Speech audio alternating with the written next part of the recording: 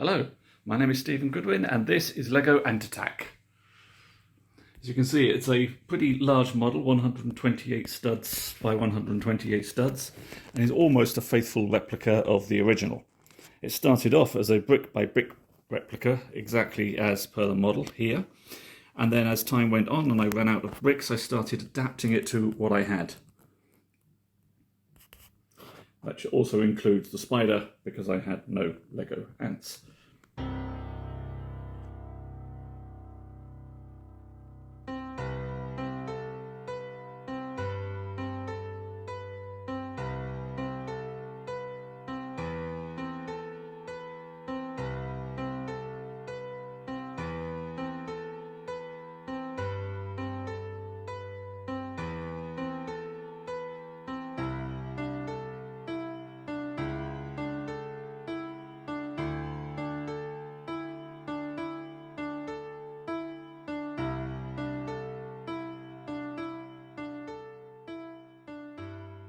So, what else can I tell you?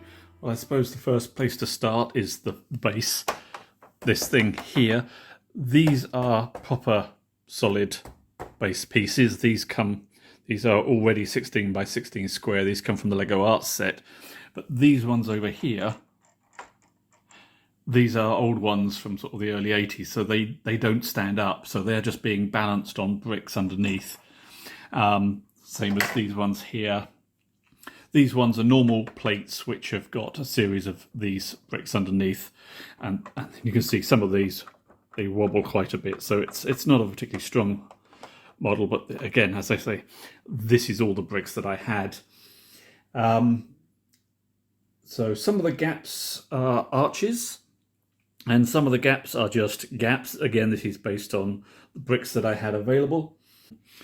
And I interpreted the meaning of all of these areas sort of independently, so I had some creative free reign on things. So this was sort of like a stadium bit where they'd look at some games that were happening in this area. This was sort of a monumenty area, and this was the cathedral. There were two areas with crosses. There was this one here, and there was that one over there. And I considered, because that one looked fairly desolate and out of the way, that would be the old graveyard where the boring ordinary people would be buried, and here, because there was a building there, I thought this would be new and shiny and fancy, where all the posh people, I mean the good people, would be buried. So this model here had quite a lot of extensions and extras added to it. These little pieces outside, these were all smoothed over.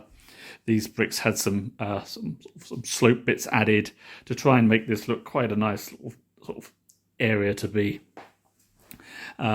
Also over here, this sort of area looked like it had got a totem in the middle, so maybe some kind of worship area. There's some seating here, and because I'd got some bricks, and the only bricks that I had, which were 1 by 1, had these letters on them, I had to arrange them in something that might sound a bit mystical and magical, so Zads it is.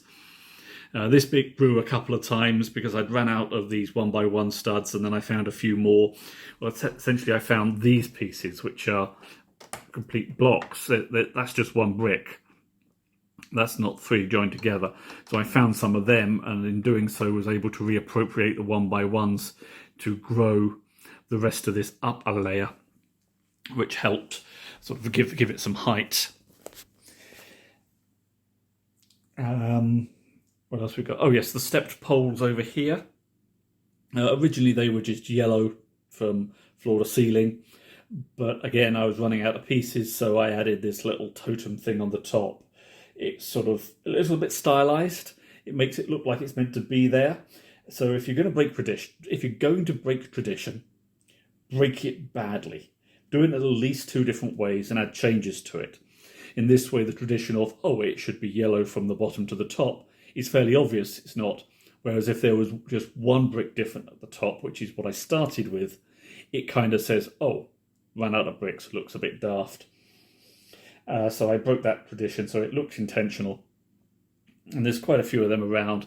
And also there is some pointless decoration. I don't know if that's an official phrase, I can't imagine it is. But when I was building the Millennium Falcon, there was a whole load of things that I just thought, this is absolutely pointless. It was just adding grey bricks on top of grey bricks for the point of it, just to create some sort of shadow, I guess. So this is one of my pieces of pointless decoration. It wasn't on the original model at all, but I figured, yeah, let's add some things on there to try and make it look a bit different. Same is true of the edge pieces. Now this doesn't need to be there. It was only about 5 bricks high in the original, but it looks like something that's impressive, and I added that intentionally. This is more pointless decoration. Again, it wouldn't be glass. This is a little translucent thing. It wouldn't be glass, but I had the bricks, so I decided to decorate it as I did this table. And this top over here, that wasn't there at all. And probably the more interesting one is what I call the sort of the altar, the sacrifice altar maybe, which is this. I did a lot of smooth bricks. I made it sort of this ramp here sort of goes up. This could almost be sort of the pillow for a deceased person that laying down, and the feet, as if this was sort of the monument to some leader of the place from many years before. So moving from this pyramid altar thing to this pyramid, this is one that I adapted by adding those grey pieces in the middle to look like cement lines or something. Originally, it was just all yellow and was fine. But because yellow bricks are just very flat bricks, there is no kind of texture. There's no way of getting a shadow onto anything. Real life, if you were building something, it would look fairly obvious because there would be subtle differences in the way the stone had been carved. So you'd get a shadow, which means you'd get some detail, even though it's all the same grey colour. Here I faked it by adding a line of grey bricks in the middle of the yellow bricks. It's something I do occasionally. I've cheated here. I've actually found a brick that has lines in it. But otherwise I've added small bricks where I could have made large bricks, just so there is a small indentation there to give some kind of shadowing and therefore some texture to the pieces. So going back briefly to the plates in the middle, these, not fixed. The plates around the edge are fixed. That's because these particular plates allow you to have connecting rods between them, so you can actually fix them together quite easily. I could have done the same with these blocks here, but I didn't, because once the edge is all in place, the pieces in the middle can't move that much. And as it is, I have joined these two plates together with this 1x4, just so that the outside doesn't move too much. After all, this model is on the dining table, and I do like to eat occasionally. So it was never intended to be this is a fully fixed display model. This is coming down essentially 5 minutes after I finished this video. What else can we point out? This altar, which has got sort of the humans on little pedestals around the outside, which matches those little shields at the base of the person, are similar to those little shields at the top of the crosses. That's all intentional, believe it or not. The cathedral, again, there are some slightly odd colour whites in there. Again, this is just discoloration of Lego bricks. This isn't intended to have any meaning. Grave house, which is over in the back. So this is sort of the graveyard area, the dull one, and then you've got that dark building. This went through a few changes as I sort of just I was running out of bricks and I couldn't find anything I liked, so it had to be black, even though it doesn't fit in with the background. And that goes along with pretty much everything that you can see on screen now. All of those pieces were built last, and they only bear a slight resemblance to what they are in game. Those dots there, for example, they are meant to be holes. There were nowhere near enough bricks to make that with the holes in. So I covered it over with flat pieces that I did have, added some pointless decoration in the form of that front piece there and the back, and some smooth bricks in the hope that no one would notice too much. Similarly here, this one was meant to be sort of 2 pillars essentially on either side with a bridge across the top, but I covered it with these little pieces, and the back looks quite nice, I think. It's a nice sort of stylistic decoration. Oh yeah, this piece, I always thought it looked like a diving board. I couldn't work out what it was, and it looked really boring with just square blocks and it's over a gap between a loose base tile and a fixed base tile. So I put some curvy things in there and some smooth bits in there just to enliven it a little bit. But a lot of it is, and you've seen from the flyovers, the start area, the entrance is very much enhanced with lots of these sort of textured pieces and these corner seats.